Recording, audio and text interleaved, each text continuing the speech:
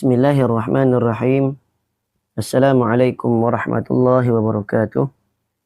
Innal hamdalillah nahmaduhu wa nasta'inuhu wa nastaghfiruh wa na'udzu billahi min shururi anfusina wa min sayyiati a'malina. Man yahdihillahu fala mudilla lahu wa man yudlil fala hadiya lahu. Wa asyhadu an la ilaha illallah wahdahu la syarika lahu wa asyhadu anna Muhammadan 'abduhu wa rasuluh.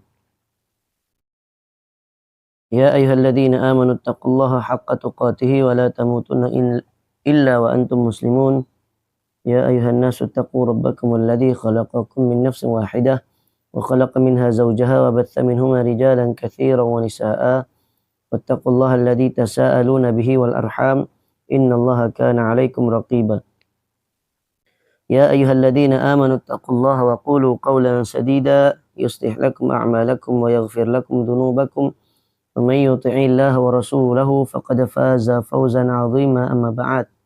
Alhamdulillah, bersyukur kita kehadirat Allah Subhanahu wa taala dapat kita meneruskan lagi kuliah kitab Fiqhus Sunnah ataupun Fiqh Islam Mazhab Syafi'i daripada kitab At-Tadhibu fi Adillati Matnal Ghayah wa Taqrib fil Fiqh Syafi'i ataupun lebih masyhur dengan matan Abu Syuja', yang mana kali yang terakhir sebelum ini kita telah pun membacakan matan berkenaan salat sunat ada 5.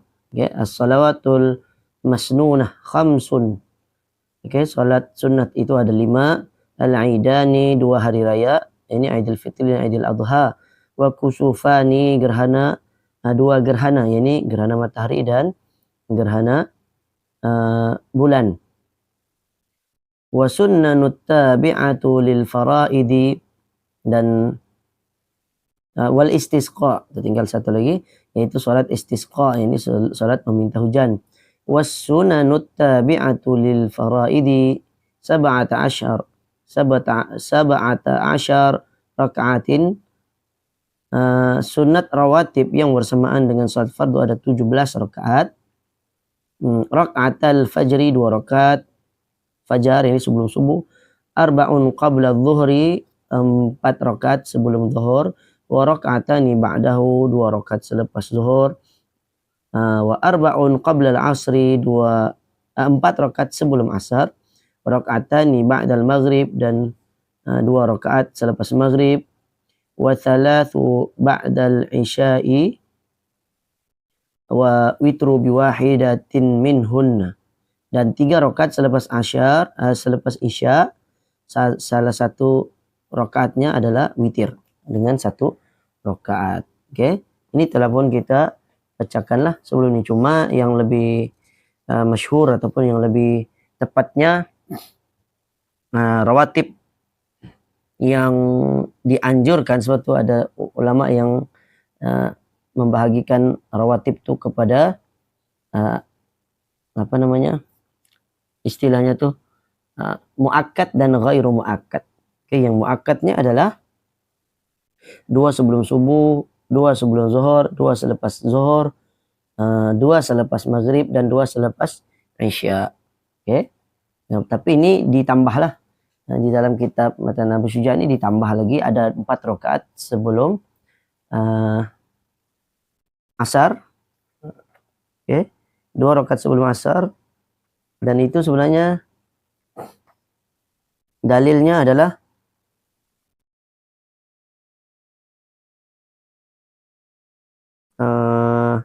berdasarkan hadis Nabi SAW, di mana Nabi bersabda, rahimallahu mra'an shalla qabla al-'asri arba'an. Semoga Allah mengasihi orang yang salat sunat 4 rakaat sebelum asar. Cuma sebagian ulama menyatakan yang mana hadis ini termasuk salat sunat mutlak lah. Oke, dia tidak termasuk rawatib. Mungkin ini khilaf lah. Perkara ini merupakan khilaf. Dan 4 rakaat yang dilakukan tuh sebenarnya dikerjakan sebanyak 2 rakaat, 2 rakaat. Sebagaimana hadis riwayat Imam At-Tirmidzi dan lain-lain dari Sayyidina Ali, yang mana dipisahkan dengan 2 salam. 4 rakaat sebelum asar itu dipisahkan dengan 2 salam. Maksudnya 2 rakaat. Oke. Jadi kalau ingin kerjakan boleh kerjakan. Nah, kalau tidak, sebenarnya yang berdasarkan hadis Nabi yang lain yang mana ada dinyatakan bahwa salat sunat rawatib itu yang maksudnya siapa yang menjaganya akan disediakan surga, gitulah, ada dia punya hadisnya menjelaskan, yaitu yang saya sebut tadi, 2 sebelum subuh, 2 sebelum zuhur, 2 selepas zuhur, tapi ada juga hadis yang menyebutkan 4 sebelum zuhur, kemudian 2 selepas maghrib dan 2 lagi selepas isya. Oke. Adapun witir ini dimasukkan sekali lah, disebut 3 selepas isya dengan 1 rakaat witir. Nah, yang terakhir penutup lah, itu pun dikira sebagai rawatib. Oke, kita masuk. Wa thalathu nawafila muakkadatun sallul laili wa sallut duha wa sallut tarawih. Oke. Salat sunat yang muakkad ada 3. Apa dia? Salatul lail, salat malam, maksudnya salat tahajud lah ataupun qiyamul lail, wa salatud duha, salat duha, ini pada waktu pagi, wa salatut tarawih. Dalilnya adalah berdasarkan hadis riwayat Muslim dari Abu Hurairah radhiyallahu anhu menyatakan Rasulullah sallallahu alaihi wasallam pernah ditanya, apakah salat yang lebih utama setelah salat fardu? Nabi sallallahu alaihi wasallam pun menjawab, salat pada waktu tengah malam. Salat waktu tengah malam ataupun nama lainnya adalah tahajud adalah dikerjakan setelah tidur. Ini bangun dari tidur. Kalau orang lepas isya terus salat, maka dia tidak dikira sebagai tahajud ataupun salat malam. Salat malam mesti dikerjakan setelah dia tidur. Berdasarkan firman Allah Subhanahu wa taala, wa minal laili fatahajjad bihi nafilatan laka asa an yab'atsaka rabbuka maqaman mahmuda. Dan bangunlah pada sebahagian dari waktu malam serta kerjakanlah salat tahajud padanya sebagai salat tambahan bagi kamu, semoga Tuhan kamu membangkitkan kamu dan menempatkan kamu pada hari akhirat di tempat yang terpuji. Secara bahasa tahajud bermaksud utrukul juhud, meninggalkan, tinggalkanlah bangun, tinggalkanlah tidur serta bangun, solat dan membaca Al-Quran. Jadi orang yang bangun malam, ibadah yang dianjurkan pada waktu tengah malam ataupun 1/3 akhir malam bukanlah semata-mata solat saja, boleh juga dengan membaca Quran, memperbanyakkan doa dan juga berzikir, termasuk baca Al-Quran. Ya. Baca-baca Quran, artinya apa saja ibadah kita lakukan, kemudian kita panjatkan doa lah, memperbanyakkan doa. Karena Allah berfirman, ud'uni astajib lakum. Berdoalah kamu kepadaku, niscaya akan aku perkenankan. Yang keduanya salat duha. Dalilnya adalah berdasarkan hadis riwayat Bukhari dan Muslim dari Abu Hurairah radhiyallahu anhu menyatakan, kekasihku yakni Rasulullah sallallahu alaihi wasallam mewasiatkan kepadaku 3 perkara. Puasa 3 hari pada setiap bulan, salat duha 2 rakaat serta salat witir sebelum tidur. Bilangan yang paling sedikit salat duha ialah 2 rakaat sebagaimana yang diungkapkan di hadis di atas. Ini hadis riwayat Bukhari dan Muslim tadi. Maksudnya Rasulullah mewasiatkan ada 3 perkara kepada Abu Hurairah. Yaitu puasa 3 hari setiap bulan, atau ada yang mengatakan puasa putih, salat duha 2 rakaat. Jadi Nabi sebut 2 rakaat menunjukkan itu jumlah yang paling sedikit. Dan salat witir sebelum tidur. Nah, itu amalan yang paling baik. Kalau boleh tidak ditinggalkan. Dan dihuraikan di dalam hadis riwayat Bukhari dan Muslim dari redaksi Muslim, maksudnya menurut riwayat Muslim dari Ummu Hani radhiyallahu anha, bahwasanya ketika peristiwa penaklukan kota Mekah, dia menemui Rasulullah yang sedang berada di Mekah. Rasulullah sallallahu alaihi wasallam ketika itu hendak mandi, maka Fatimah membuatkan tabir untuk baginda. Setelah itu baginda mengambil pakaian dan memakainya, lalu mengerjakan salat duha sebanyak 8 rakaat. Jadi dalam hadis lain menyatakan Nabi kerjakan salat duha 8 rakaat. Yang lebih baik adalah melaksanakan salat duha dengan dipisahkan 2 rakaat seperti yang diterangkan oleh hadis riwayat Abu Daud juga dari Ummu Hani bahwasanya Rasulullah sallallahu alaihi wasallam bersabda menyatakan salat duha sebanyak 8 rakaat sewaktu peristiwa penaklukan kota Mekah. Baginda pun memberi salam pada setiap 2 rakaat. Jadi 8 rakaat yang dikerjakan oleh Nabi itu adalah 2 rakaat, 2 rakaat, 2 rakaat. Waktu salat duha bermula naiknya matahari sehingga tergelincir. Maksudnya matahari setinggi sepenggalah. Oke. Yang afdal adalah melaksanakan setelah berlalunya 1/4 waktu siang. Ini apa? 1/4 waktu siang kita kena kira lah. Pagi bermula dari syuruk tadi sampailah sebelum tengah hari. Jadi bagikan 1/4 selepas 1/4 nanti bahagian yang pertama masuk pergi yang ke 2/4 dari situ bermula waktu duha. Kalau kita tengok di takwim pun biasanya waktu duha itu sekitar 20 menit. Oke, selepas syuruk. Ataupun lebih baiknya lebihkan sedikit lah, mungkin setengah jam selepas waktu syuruk. Contoh sekarang waktu syuruk mungkin kalau sekiranya waktu syuruk tuh jam 6:30, jadi bermula duha jam 7 pagi. Ini untuk waktu Sabah lah. Kalau sebenarnya mungkin berbeza lagi. Mungkin waktu jam 7 dia syuruk, contoh jam 7 dia syuruk, ataupun jam 7:30 dia syuruk, jam 8 lah dia paling elok dia solat duha. Dan ada nama lain salat duha ini yaitulah salat awwabin. Salatul awwabina idza ramadatil fisalu minad duha. Salat awwabin yakni duha dikerjakan ketika anak-anak unta mulai rasa kepanasan pada waktu duha. Okay, salat tarawih. Dalil salat tarawih adalah berdasarkan hadis riwayat Bukhari dan Muslim dari Abu Hurairah. Rasulullah sallallahu alaihi wasallam bersabda, "Man qama ramadanan imanan wa ihtisaban ghufira lahu ma taqaddama min dhanbi." Siapa yang qama berdiri. Maksudnya apa? Dia melaksanakan sholat di bulan Ramadan. Maksudnya apa? Sholat malam. Okay. Ini sholat tarawih. Dengan penuh keimanan, wahtisaban dan penuh pengharapan, ghufira lahu ma taqaddama min dhanbi. Maka diampunkan dosa-dosanya yang lalu. Dalam hadis yang lain, riwayat Bukhari dan Muslim juga, dari Aisyah, menyatakan bahwa pada suatu hari di bulan Ramadan, Nabi SAW salat tarawih di masjid. Maka orang ramai datang bermakmum dengan baginda. Pada malam berikutnya orang-orang yang datang semakin ramai pada malam yang ketiga atau keempat. Mereka berkumpul lagi menunggu kedatangan Nabi, namun baginda tidak keluar untuk mengimamkan mereka pada keesokan hari. Ini malam itu mereka tunggu salat tarawih bersama Nabi, Nabi tidak keluar hari yang ketiga. Jadi besoknya Nabi keluar, Nabi bersabda, "Qad ra'aitu alladhi sana'tum wa lam yamna'ni minal khuruji ilaikum illa anni khashitu an tufrada 'alaikum wa dhalika fi Ramadan." Aku telah melihat apa yang kamu lakukan, yakni kamu pun berkumpul menunggu untuk aku mengimamkan kamu. Dan aku tidak ada yang mencegah aku untuk keluar kepada kamu, melainkan aku bimbang jika salat itu diwajibkan ke atas kamu. Jadi Nabi SAW malam yang ketiga, di zaman Nabi, salat tarawih itu 3 hari saja Nabi buat. Dan ini pun dikatakan pada 3 di akhir Ramadan, pada 10 akhir Ramadan.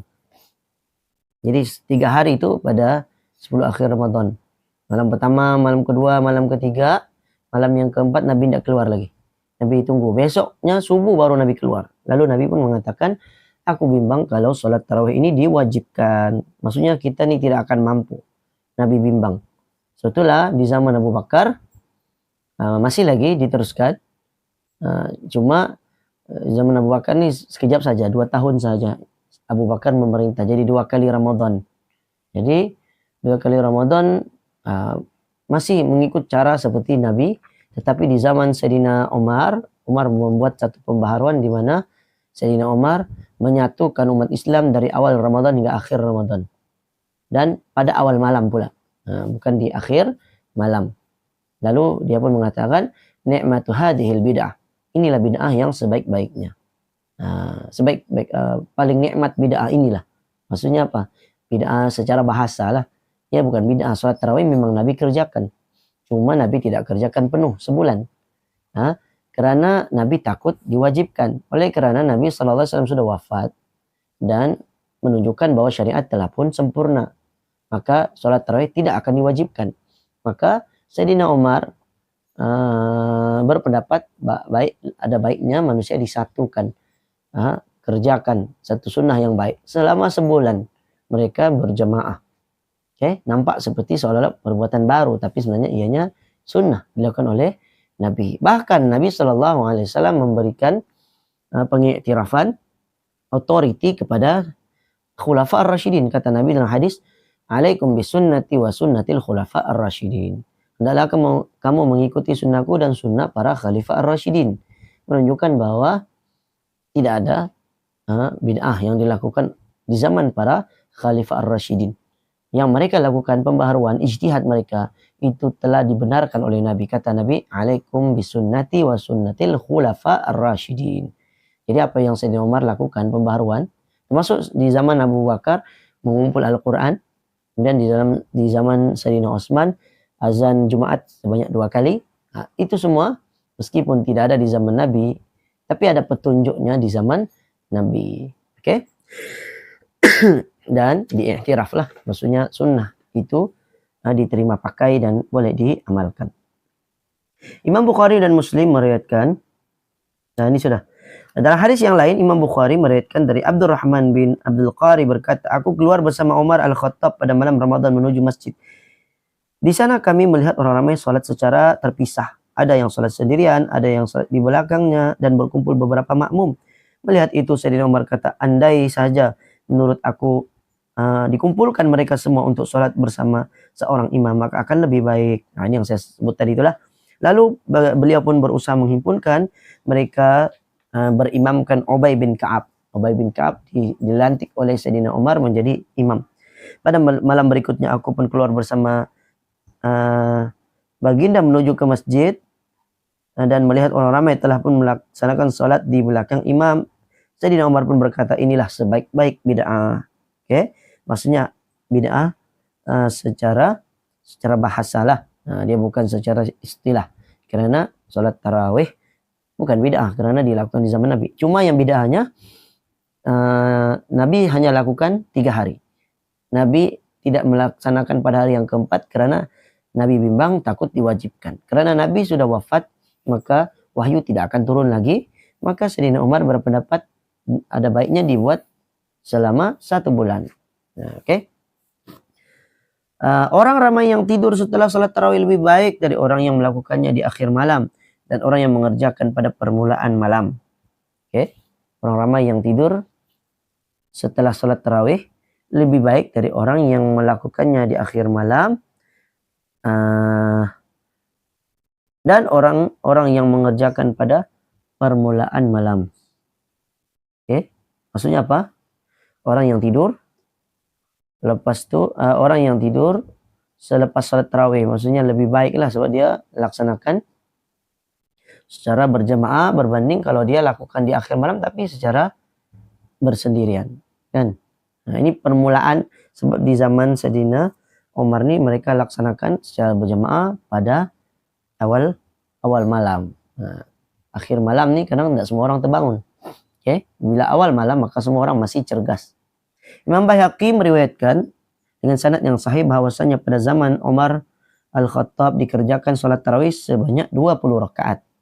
Nah, sebab itu dalam mazhab Syafi'i tarawih itu yang sunnahnya adalah 20 rakaat. Adapun di zaman Nabi sepakat ulama memang Nabi kerjakan 8 rakaat sahaja. 8 maksudnya kalau termasuk witir 11 lah. Atau riwayat yang lain 13 rakaat, yakni termasuklah 2 rakaat sebelum subuh. Nah, ada yang mengatakan 2 rakaat itu adalah ba'diyah isya. Nah, jadi jika dikira sekali maka jadilah 13. Dan ada juga yang mengatakan 13 rakaat, hadis 13 rakaat menunjukkan bahwa Nabi lebih dari 8 rakaat. Sebab itu di sisi mazhab Syafi'i dan juga jumhur ulama lah tidak ada batasan. Imam Bukhari meriwayatkan dalam hadis dalam Sahih Bukhari ditanya bagaimana cara salat malam, oleh orang Badui. Nabi pun menjawab masna masna. Salat malam itu salat tarawih itu dikerjakan 2 rakaat 2 rakaat. Jika kamu bimbang masuknya waktu subuh maka berwitirlah 1 rakaat. Dan Nabi tidak bataskan. Nabi kata 2 rakaat 2 rakaat. Dan Nabi tidak batas 2 rakaat 2 rakaat sehingga cukup 8 rakaat maka berhenti. Tidak ada batasan, menunjukkan bahwa tarawih memang tidak ada batasan. Karena itu diriwayatkan Imam Malik melaksanakan witir di salat tarawih di Madinah lebih dari 20 rakaat. Ada yang kata sampai 30 rakaat, bahkan ada yang kata sampai 40 rakaat. Bagaimana cara kita membezakan macam mana mau waktu bila kita buat panjang rakaat? Bezanya adalah berdiri ataupun bacaan Qur'annya. Kalau bacaan Qur'annya panjang, maka seeloknya rakaatnya disedikitkan. Mengikut zaman Nabi, karena Nabi sholat panjang. Tapi kalau sekiranya kita tidak mampu untuk sholat panjang, kita hanya mampu baca ayat pendek-pendek, maka lebih elok diperbanyakkan rakaat sehingga lamanya hampir menyamai lamanya sholat Nabi. Nabi sholat di tengah malam ataupun akhir malam, tetapi sholat Nabi itu hampir masuk waktu sahur. Karena dalam Sahih Muslim, di Sahih Bukhari juga Muslim, setelah Nabi habis witir di malam Ramadan, para sahabat bergegas untuk balik ke rumah dan bersahur karena bimbang masuknya waktu subuh. Karena mereka sholat di akhir malam. Dan panjangnya bacaan. Nabi baca surah Al-Baqarah, Ali Imran, Al-Ma'idah dalam 1 rakaat. Menunjukkan betapa lamanya sholat Nabi. Imam Malik meriwayatkan dalam kitab Al-Muwatta bahwasanya kaum muslimin pada masa Umar Al-Khattab melaksanakan sholat tarawih 23 rakaat. Al-Baihaqi menyatakan 3 rakaat yang terakhir itu adalah sholat witir. Oke, kita masuklah sedikit sebelum kita selesai. Faslun. Wa syara'itu as-salati qabla dukhuli fiha 5 asya'. Taharatul a'dha'i minal hadath wan najas wa satrul 'aurati bilibasin tahir wal wuqufu 'ala makanin tahir wal 'ilmu bidukhulil waqti واستقبال القبلة ويجوز ترك القبلة في حالتين في شدة الخوف وفي النافلة في السفر على الراحلة. Baik. Syarat sah salat sebelum melaksanakan salat 5, sebelum melaksanakan salat, syarat sahnya syarat salat sebelum melaksanakan salat ada 5. Maksudnya syarat sah lah. Yaitu pertama, sucinya anggota badan dari najis dan juga hadas. Hadas ini hadas kecil, hadas besar lah. Hadas kecil perkara yang membatalkan wudu, hadas besar mewajibkan mandi wajib. Dan juga najis. Nah, yang kedua menutup aurat dengan kain yang suci, baru kita boleh salat. Berdiri di tempat yang suci, tempat itu mestilah suci. Mengetahui masuknya waktu sholat serta menghadap kiblat. Tidak boleh menghadap kiblat, tidak boleh menghadap kiblat dalam 2 keadaan, yaitu syiddatul khauf, yang pertama tadi sangat takut, dan juga sholat nafilah, sholat sunat, ala rahilah, di atas kendaraan, rahilah, ya, ala rahilah, di atas kendaraan ketika musafir, fi safar. Oke? Dalilnya adalah firman Allah, ya ayyuhalladzina amanu idza qumtum ilas shalah faghsilu wujuhakum wa aydiyakum ilal marafiq wamsahu bi ru'usikum wa arjulakum ilal ka'bain wa in kuntum junuban fattahharu. Wahai orang-orang yang beriman, apabila kamu hendak mengerjakan salat padahal kamu berhadas kecil, maka berwudulah, yaitu basuhlah muka kamu dan kedua-dua belah tangan kamu meliputi siku, dan sapulah sebahagian dari kepala kamu. Basuhlah kedua-dua belah kaki kamu meliputi buku lali. Dan jika kamu dalam keadaan junub hadas besar, maka bersucilah dengan mandi wajib. Surah Al-Ma'idah ayat 6. Yang menerangkan perintah Nabi SAW untuk sentiasa membersihkan najis adalah seperti sabda baginda kepada Fatimah binti Abi Hubaish. فَإِذَا أَقْبَلَتِ الْحَيْضَةِ فَاتْرُكِ الصَّلَاةِ fa idza dhahaba qadruha faghsilid dama anki wa shalli. Apabila masa haid kamu telah tiba, maka tinggalkanlah salat. Akan tetapi jika masa haid telah pun berakhir, maka bersihkanlah darah, yakni darah istihadah yang ada pada tubuh kamu, serta salatlah. Oke, dalam hadis Nabi ini menerangkan tentang kesucian daripada hadas. Oke, dan juga najis. Jadi kalau orang yang dalam keadaan hadas besar, ini wanita lah haid. Haid itu hadas besar karena mewajibkan mandi. Setelah dia suci, maka hendaklah dia mandi. Tapi kalau sekiranya ada darah lagi setelah itu, maka darah itu dipanggil darah istihadah. Perkara ini telah pun kita bahaskan pada matan sebelumnya. Oke, jadi orang yang ada istihadah bersihkan saja, lalu berwudu dengan sekali wudu untuk sholat fardu diikuti dengan sholat sunat untuk satu waktu. Itu untuk orang yang istihadah. Juga perintah baginda kepada Ali radhiyallahu anhu untuk membasuh air mani, sebagaimana telah dihuraikan pada pembahasan yang terdahulu, dikiaskan dengan anjuran untuk selalu menjaga kebersihan pakaian, seperti firman Allah, warrujza fahjur. Surah Al-Muddathir ayat 5. Maka perbuatan dosa maka tinggalkan. Rujza, diterjemahkan sebagai perbuatan dosa, yang maksudnya sebenarnya juga adalah najis. Sebab ayat itu dimulakan dengan ya ayyuhal muddathir qum fa'anzir wa rabbuka fakabbir wa thiyabaka fatahhir. Dan pakaian kamu sucikanlah, warrujza fahjur. Dan perbuatan dosa maka hendaklah kamu tinggalkan. Menutup aurat. Dalilnya adalah berdasarkan firman Allah, ya bani Adam khudhu zinatakum inda kulli masjid. Wahai anak Adam, yakni manusia, pakailah pakaian kamu yang indah di setiap kali memasuki masjid. Jadi Ibnu Abbas menjelaskan bahwa maksud ayat di atas artinya pakaian-pakaian ketika hendak menunaikan sholat. Jadi kalau mau masuk masjid, pakailah pakaian yang indah, termasuklah suci dan menutup aurat. Imam At-Tirmidzi meriwayatkan baginda menghasankan dan Imam At-Tirmidzi menghasankan dari Aisyah. Dia menyatakan Rasulullah bersabda, la tuqbalu salatul haidi illa bi khimar. Tidak diterima salat wanita atau perempuan yang telah pun haid, haid maksudnya yang telah haid, maksudnya sudah baligh, illa bi khimar, melainkan mestilah dia memakai tudung. Khimar ni tudung. Khimar atau tudung adalah pakaian yang digunakan oleh perempuan untuk menutupi kepala. Apabila hukum menutup kepala sudah menjadi perkara wajib, maka sudah tentu menutup anggota tubuh pada lain lebih utama. Kalau kepala pun sudah disuruh tutup, yang lain juga sama. Sebab wanita zaman tu pakaian mereka kadang tudungnya sekaligus sampai ke kaki, kan? Seperti pakai abaya, pakai saya pernah ingat nama, ada jilbab, tudung-tudung yang mana dia dari atas sampai ke bawah terus. Saya lupa ada istilah dia.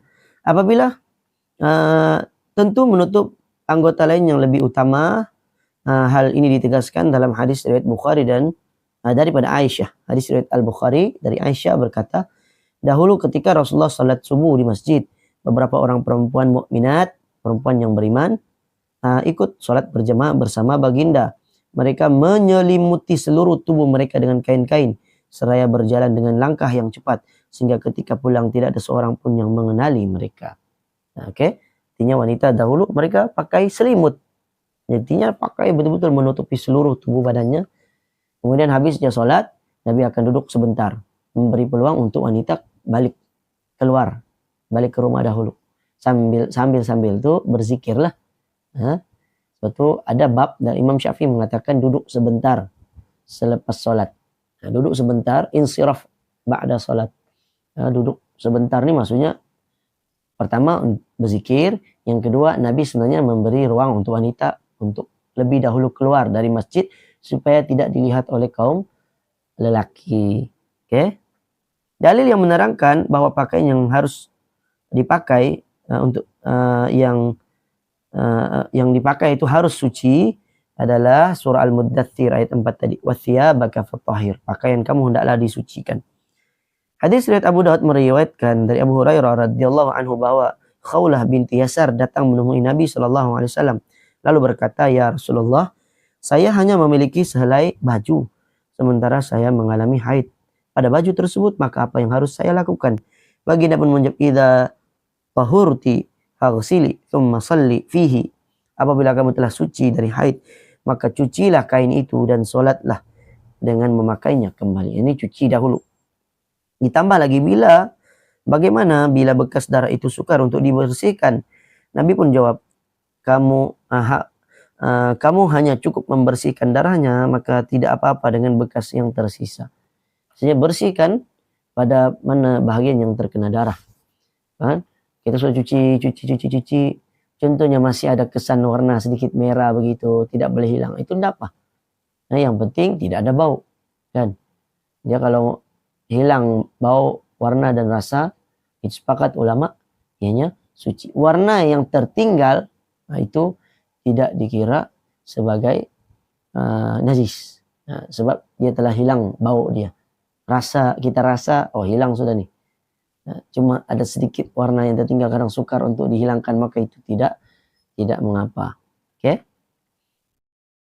Salat di tempat yang suci, ini telah diterangkan dalam hadis Nabi tentang perintah baginda menyiramkan segayung air pada kencing seorang Arab Badui di masjid, yang juga dikiaskan pada kewajiban menjaga kesucian pakaian.